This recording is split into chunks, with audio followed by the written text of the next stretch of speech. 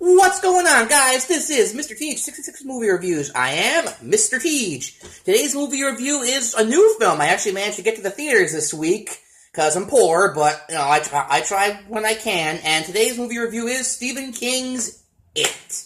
Now, I read a lot of Stephen King back in the day, Christine, Cujo, The Stand, The Shining, Salem's Lot, Carrie, like a lot of his early books, and I never got to It.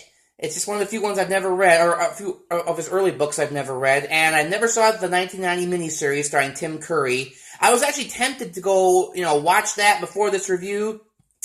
I had a friend who said, you have to see it before, you watch the new one.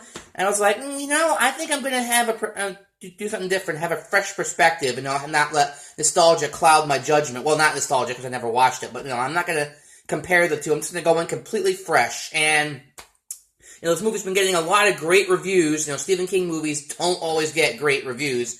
But, yeah, I gotta say, this movie was fantastic. I was absolutely blown away with this movie. The cast is great.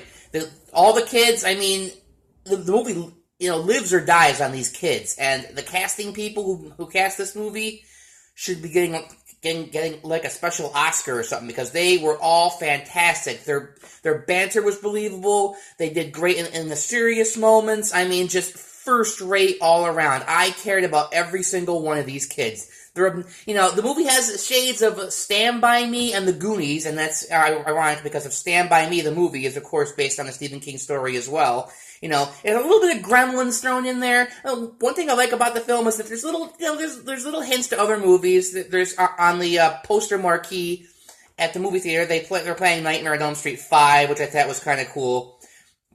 But the plot takes place in the late 80s, 1988. Well, it starts in 1988 and then jumps ahead a year to 1989, which is so weird because I remember 1989. I guess I'm getting older, but I was like, I remember that year. I was only 7s, and these kids are like 12 and 13, so little age difference, but nevertheless, it was kind of cool. And they just got out of school. It's the summertime, and they're just hanging around, shooting the shit, do what kids do, and they start having these weird visions of like their fears, manifesting themselves, and eventually they find out that there's like this evil shape-shifting clown. It looks like a clown to them. I think it can pretty much take on whatever shape it wants, and it's feeding off their fear.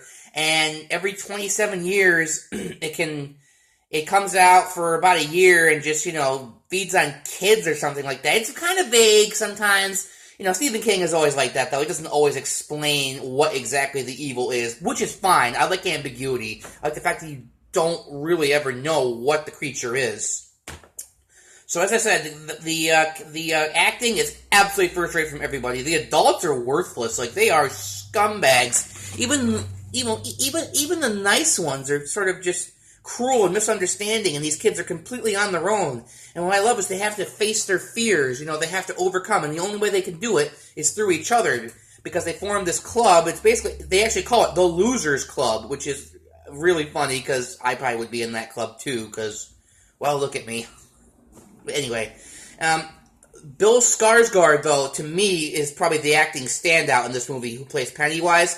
What I love is they don't overuse the villain. He's in it just enough. He makes little appearances here and there, but he is absolutely fucking disturbing. Like, the part where his mouth just grows and he, gets longer, he grows teeth, his just like, hi, because I hate clowns since I was a little kid. I hate clowns. I don't like them. Never have, never will. So, of course, that freaking creeped me out so bad.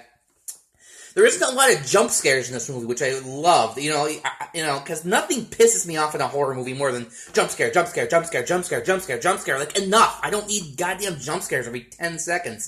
They do it a few times, but it's so masterfully done. The director is just fantastic with setting up shots, setting up the atmosphere, and then just boom, hitting you with like a great scare. The movie's it definitely has gore in it, but surprisingly, it wasn't as gory as I thought it was going to be. There's a few parts where it's like, ooh, yeah, that's so mad. As for negatives, boy, I really can't think of too many. Honestly, I can't think of too many off the top of my head. I guess the movie is a little long. I think it could have been chopped down by about maybe 10 minutes. There's a little repetitiveness, running around the sewers, which can get kind of old. The one girl in the group has a dad who is just is just a creeper. I mean, it's very clearly insinuated that he's a very loving father, and it's just that I get really squeamish about stuff like that. It's just disgusting and disturbing, and although there is a great payoff to her storyline with him, which I won't reveal, but man, when that happened, I almost jumped on my feet. Was like, fuck yeah!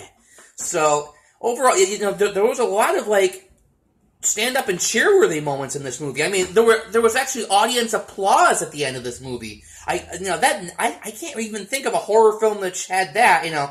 You get all the big summer action movies, which sometimes, if they're really good, have people clapping and cheering at the end. But this is honestly the first horror film I can honestly think of, or at least I've seen in the theaters, where people were cheering and clapping at the end. So, absolutely 100% worth going to see. This movie is great. It's definitely going to go up there as one of the best Stephen King adaptations horror film adaptations I've ever seen. Hopefully, I'm going to be doing a few more Stephen King movies over the next couple days. But rating wise, oh boy, I'm going to have to give this movie an 8.7. It was a blast. Scary as hell. It was funny. I forgot to mention, it's hilarious at times. Had me busting a gut laughing. I mean, there's one kid who's the comedian of the group, because there was always that kid in every, circle of friends, which was the asshole, and he was the one. He absolutely stole nearly every scene.